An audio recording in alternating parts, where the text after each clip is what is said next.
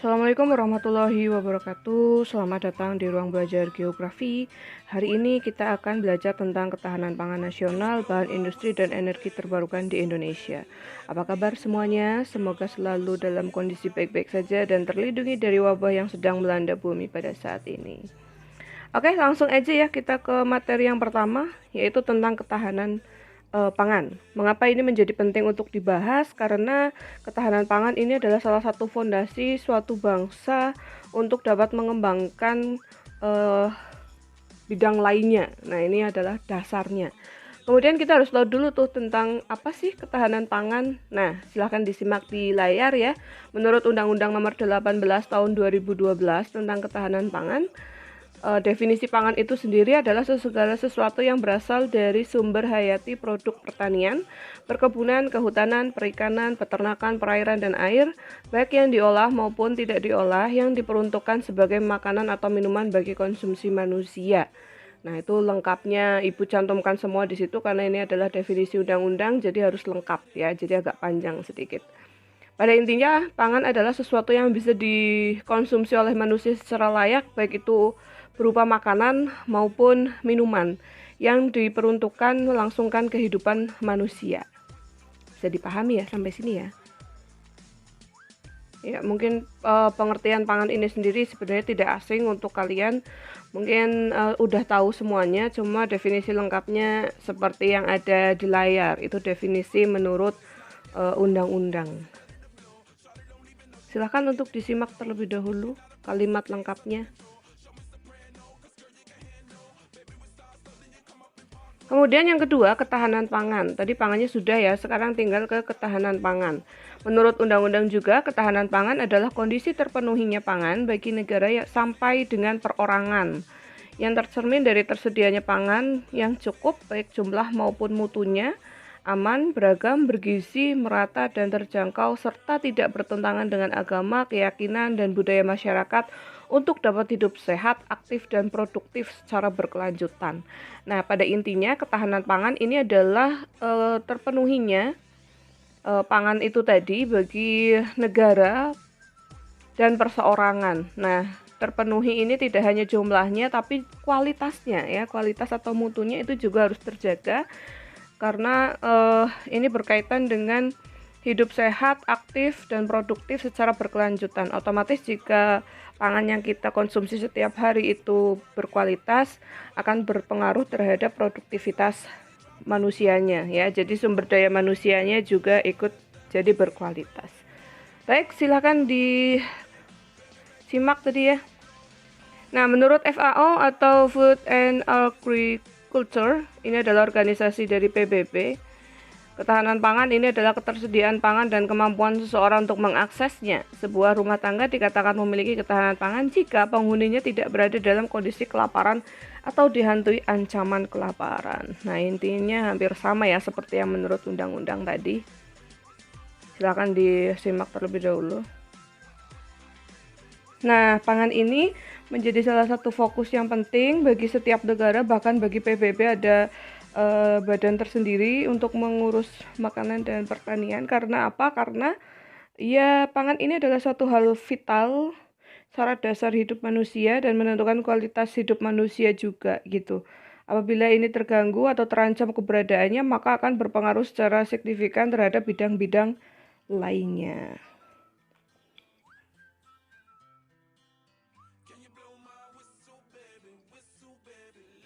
Baik, selanjutnya komponen ketahanan pangan. Di sini akan ada 3 poin yang akan dibahas. Yang pertama yaitu ketersediaan. Ketersediaan pangan itu ditentukan oleh beberapa poin, ya, atau ditentukan oleh beberapa hal yang akan Ibu sebutkan di sini. Yang pertama adalah produksi pangan di wilayah tersebut. Nah, tingkat produktivitas suatu wilayah tentu saja akan berpengaruh terhadap ketersediaan pangan. Misalnya suatu wilayah produksi pangannya tinggi, maka ketersediaan pangannya juga tinggi gitu.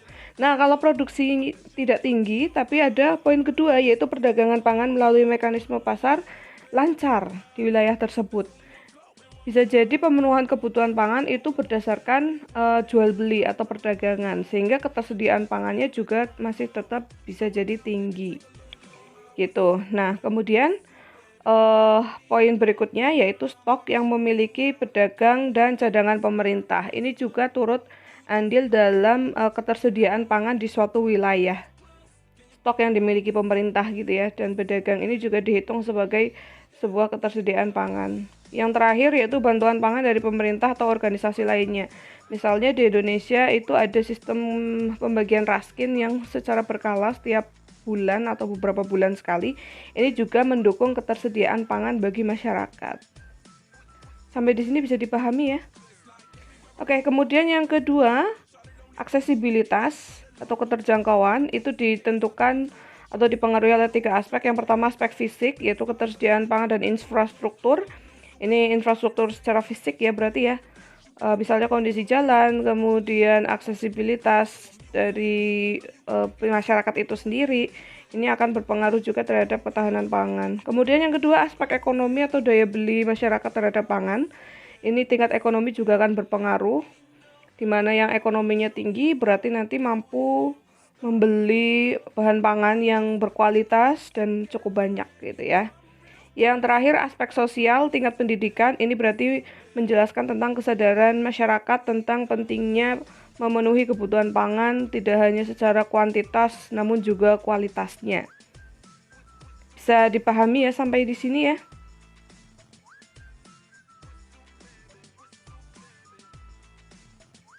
Oke, poin yang ketiga atau yang terakhir adalah kualitas pangan. Kualitas ini berkaitan dengan pemanfaatan pangan yang bisa diakses oleh rumah tangga atau kemampuan individu untuk menyerap zat gizi dan pemanfaatan makanan secara efisien oleh tubuh. Gitu ya. Ini jadi ada 3 poin komponen ketahanan pangan. Yang pertama ketersediaan pangan, kemudian aksesibilitas, dan yang ketiga adalah kualitas dari pangan itu sendiri. Tiganya ini harus selalu ada ya, karena kalau salah satunya nggak ada berarti ketahanan pangannya sedang terganggu gitu. Oke, berikutnya faktor ketahanan pangan. Nah, ini faktor-faktornya ada banyak. Yang pertama adalah lahan. Faktor yang berpengaruh adalah lahan. Lahan merupakan faktor yang paling penting dalam satu penyediaan sumber pangan, terutama berkaitan dengan hasil budidaya pertanian dan perkebunan. Semakin luas lahan potensial yang digunakan untuk mengusahakan tanaman pangan, berarti semakin baik juga ketahanan pangan di suatu negara. Pada kenyataannya lahan itu semakin sempit ya justru ya, karena jumlah penduduknya yang semakin banyak. Otomatis lahan pertanian itu akan semakin bergeser dan beralih fungsi. Nah, faktor yang kedua adalah iklim dan cuaca. Secara langsung maksudnya ya, itu turut mempengaruhi sumber daya pangan. Apalagi sekarang ada fenomena iklim global seperti El Nino dan La Nino, ini juga turut mempengaruhi unsur cuaca di beberapa wilayah khususnya di Indonesia. El Nino ini menyebabkan musim kemarau berkepanjangan, sedangkan La Nina menyebabkan curah hujan yang sangat tinggi dan berdampak pada terjadinya banjir. Gitu. Kemudian yang ketiga, teknologi. Teknologi ini membantu mempermudah kegiatan manusia menjadi lebih efisien dan efektif. Kaitannya dengan ketahanan pangan, teknologi dapat berperan dalam proses penyediaan serta pendistribusian hasil sumber daya pangan. Nah, peran teknologi dalam penyediaan bahan pangan ini misalnya untuk alat bantu. Misalnya lagi ya kayak traktor sekarang sudah mulai banyak digunakan oleh petani, tidak menggunakan cangkul, otomatis lebih efisien ya waktu pengerjaan dan bisa lebih luas daya jangkau si petani itu sendiri. Kemudian lagi misalnya di bidang perikanan, sekarang nelayan bisa memanfaatkan GPS untuk mengetahui tempat-tempat mana yang kira-kira banyak ikannya gitu. Jadi dia berlayar bukan tanpa arah tapi pasti mendapatkan hasil. Oke, yang keempat infrastruktur, khususnya di Indonesia ya sebagai negara kepulauan di mana antar pulau itu dipisahkan oleh lautan, tentu membutuhkan infrastruktur perhubungan yang sangat baik di sini. Biasanya bisa menggunakan kapal, pesawat, dan lain-lain. Nah, tersedianya jalan dan infrastruktur dengan baik sangat membantu proses pendistribusian sumber daya pangan dari wilayah satu ke wilayah yang lain. Berikutnya, berbicara tentang kemandirian pangan, berarti kita bicara mengenai kemampuan negara dalam menjamin terwujudnya ketahanan pangan dan swasembada yang dihasilkan dari produksi pangan dalam negeri. Nah, upaya peningkatan ketahanan pangan ini ada beberapa yang dibahas di sini. Yang pertama adalah pengembangan kapasitas produksi pangan nasional melalui rehabilitasi kemampuan, optimalisasi, pemantapan, dan pelestarian sumber daya alam, yaitu berupa lahan, air, dan perairan. Nah, dalam hal ini harus ada peningkatan kapasitas. Ini nanti dikaitkan dengan faktor-faktor ketahanan pangan pada slide sebelumnya ya. Di antaranya penggunaan teknologi, kemudian peningkatan infrastruktur, kemudian ada yang namanya sekarang pengembangan bibit unggul. Ini yang dimaksud dalam pengembangan kapasitas produksi pangan. Jadi kapasitasnya terus meningkat gitu ya. Kemudian yang kedua, peningkatan pemberdayaan dan partisipasi masyarakat menuju terwujudnya ketahanan pangan rumah tangga serta perilaku sadar gizi. Nah, ini juga sudah mulai banyak dikembangkan, sudah mulai banyak masyarakat yang paham bahwa bertani, bercocok tanam itu bukan hanya tugasnya petani saja, melainkan tugas kita semua untuk menjaga ketahanan pangan. Sekarang mulai banyak dikembangkan yang namanya hidroponik, di mana menanam sesuatu itu tidak harus di sawah, tidak harus di kebun, tapi bisa di samping rumah yang sempit sekalipun. Kita bisa menanam dan mengembangkan berbagai jenis tanaman yang bergizi tentunya. Misalnya ada sayur-sayuran di sana, kemudian kebutuhan pokok yang lain bisa dipenuhi sendiri ya. Setidaknya ketahanan pangan rumah tangga itu menjadi lebih terjamin. Nah, kemudian perilaku sadar gizi ini juga bisa dilakukan dengan cara apa? Sosialisasi. Kemudian banyaknya pengetahuan-pengetahuan yang dibagikan kepada masyarakat. Biasanya kalau di sini melalui ibu-ibunya ya. Ibu-ibu rumah tangga itu banyak diberikan kesadaran tentang gizi, pentingnya gizi bagi anak dan keluarga gitu. Kemudian berikutnya, pengembangan agribisnis yang berdaya saing, berkerakyatan, berkelanjutan, dan tersentralisasi.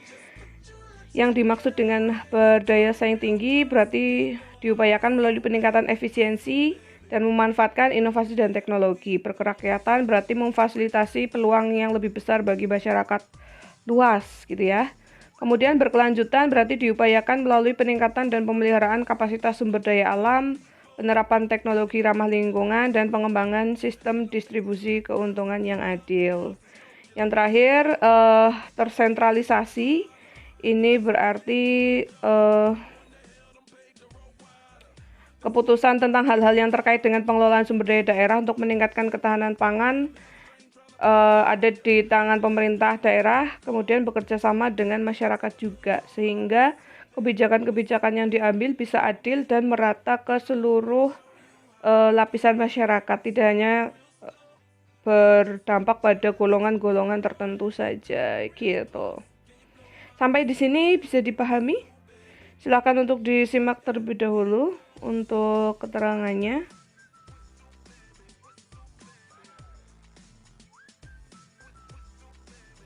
Oke, setelah tadi di depan dijelaskan banyak, mari kita berdiskusi ya. Ada satu masalah ini di sini.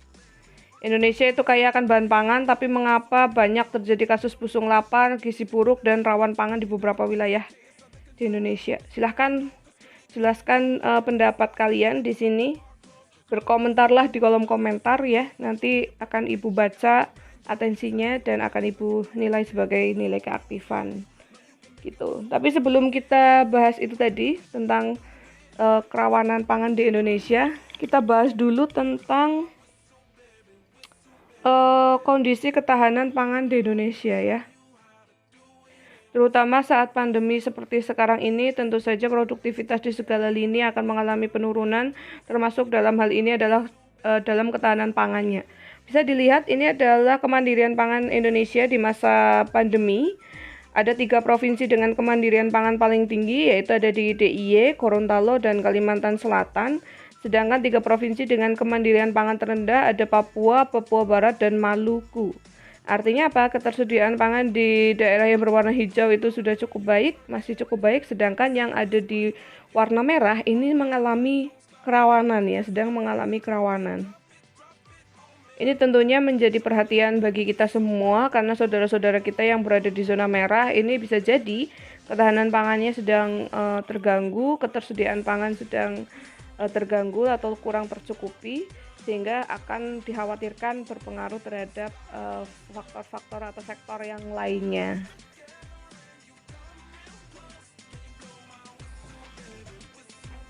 Baik, untuk hari ini cukup sampai di sini dulu tentang ketahanan pangan. Silahkan dijawab tadi ya untuk kolom komentar diskusinya. Semoga pembelajaran hari ini bisa dipahami dengan baik. See you on the next video and wassalamualaikum warahmatullahi wabarakatuh.